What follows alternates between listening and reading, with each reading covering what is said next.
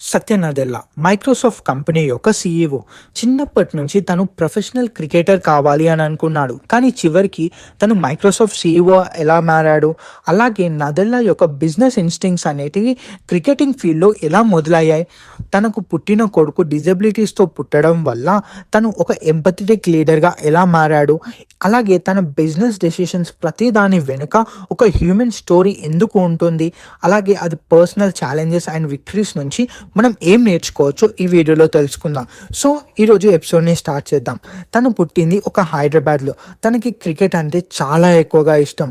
అలాగే వాళ్ళ అమ్మ వాళ్ళకి తను ఒక ఫైనాన్షియల్గా కావాలా లేదంటే స్పిరిచువల్గా ఒక వ్యక్తిగా స్కాలర్గా మారాలా అని చెప్పేసి వాళ్ళ అమ్మ నాన్న ఎప్పటికీ తన కెరియర్ మీద డిబేట్ చేసుకునేవాళ్ళు. కానీ నదెల్లాకి మాత్రం ఎప్పటికీ ఒకే దాని మీద తన ఇంట్రెస్ట్ ఉండేది. అది పేరే క్రికెట్. తన పేరెంట్స్ వచ్చేసి సివిల్ సర్వెంట్ అండ్ మదర్ వచ్చేసి ఒక స్కాలర్ ఏన్షియన్ సాంస్క్రిట్లో. సో వాళ్ళిద్దరూ ఇలా గొడవ పడేవాళ్ళు. కానీ నదెల్లాకున్న క్రికెట్ మీద ఇష్టం చూసి వాళ్ళ పేరెంట్స్ ఎక్కువగా భయపడేవాళ్ళు, ఎందుకంటే స్టేబుల్ కెరియర్ ఉండదు కావచ్చని.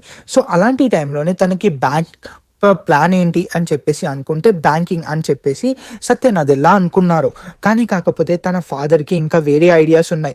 అప్పుడే తనని హైదరాబాద్కి మించి చూడు అని చెప్పేసి అన్నారంట. అప్పుడు ఆ అడ్వైజ్ని తీసుకొని సత్య నదెల్లా తన ఓల్డ్ ZX స్పెక్ట్రమ్ అనే పర్సనల్ కంప్యూటర్ని తీసుకున్నాడు.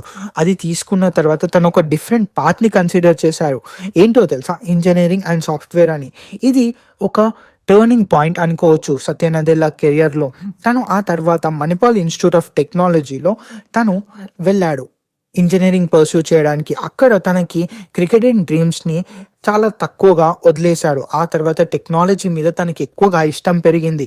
కానీ Nadella just technical skills and professional achievements గురించి మాత్రమే కాదు, తను ఎప్పుడు డెసిషన్స్ తీసుకోవాలి అని అనుకున్నా సరే తను హ్యుమానిటీకి కూడా ఆలోచించుతాడు అండ్ హ్యూమన్ వే ఆఫ్ ఎమోషన్స్లో. అప్పుడే మణిపాల్ యూనివర్సిటీ తర్వాత గ్రాడ్యుయేట్ అయిన తర్వాత ఇండియాలోనే ఉండాలా లేదంటే వేరే దగ్గరికి వెళ్ళాలా అని చెప్పేసి కన్ఫ్యూజన్లో ఉన్నాడంట. అలాంటి టైంలోనే కంప్యూటర్ సైన్స్ ప్రోగ్రాంలో తనకి mid west of south United states నుంచి ఒక కాల్ లెటర్ వచ్చింది. తనకి వీసా వచ్చిన వెంటనే యూనివర్సిటీ ఆఫ్ మిషిగన్లోకి తను వెళ్ళాడు. అండ్ నదెల్లా ఇలా వెళ్ళిన తర్వాత తనకు అక్కడ థియరిటికల్ కంప్యూటర్ సైన్స్ నుంచి MBA కూడా చేశాడు యూనివర్సిటీ ఆఫ్ చికాగోలో. కానీ నదెల్లా యొక్క కెరియర్ ఎప్పుడు టర్నింగ్ పాయింట్ అయింది అంటే ఇంకొకటి మైక్రోసాఫ్ట్ 1992లో తను జాయిన్ అయ్యేటప్పుడు. ఇలాంటి టైంలోనే మైక్రోసాఫ్ట్ విండోస్ 95ని రిలీజ్ చేయడానికి ప్రిపేర్ చేస్తుంది. సో ఈ ప్రాజెక్ట్లో తను ఎప్పుడైతే స్టార్ట్ అయ్యాడో విండోస్ NT టీంలో, అప్పుడు తనకి చాలా ఎక్కువగా తనకి ఇంట్రెస్ట్ పెరిగింది. అండ్ ఇది ఒక పివోట్ పాయింట్. అండ్ నదెల్లా చాలా తొందరగా తన ర్యాంక్స్ నుంచి పెరుగుతూ ఉన్నాడు. ఎందుకు అంటే మైక్రోసాఫ్ట్ యొక్క క్లౌడ్ రివల్యూషన్ తనకి ఒక ఛాలెంజ్ లాగా కనిపించింది. ఎందుకంటే అప్పటికే industry Giants Amazon and Microsoft ఎలా మనం మైక్రోసాఫ్ట్ని ఇండస్ట్రీ లీడర్గా పెంచాలి అని చెప్పేసి తను అనుకున్నాడు. అప్పుడే తనకు ఒక యూనిక్ అప్రోచ్ ఉంది. ఏంటి అంటే trust and team work and communication అని అనుకున్నాడు. సో తన టీంకి డైనమిక్స్ అన్నీ టోటల్గా చేంజ్ చేశాడు. సో దానివల్ల తనకి ఒక ఫైనాన్షియల్ సక్సెస్ వచ్చింది. అలాగే నదెల్లా దగ్గర నుంచి మనం కొన్ని లెసన్స్ చేసుకోవాలి పర్సనల్ లైఫ్లో కూడా. ఏంటి అంటే తను క్రికెటింగ్ ఫీల్డ్ మరియు తన ఫాదర్ దగ్గర నుంచి ఏంటి అంటే క్రికెట్ తనకి నేర్పించింది ఒకటే, ఎంత సిచ్యువేషన్ ఘోరంగా ఉన్నా సరే కాంపిటీషన్ని చూసి భయపడకండి.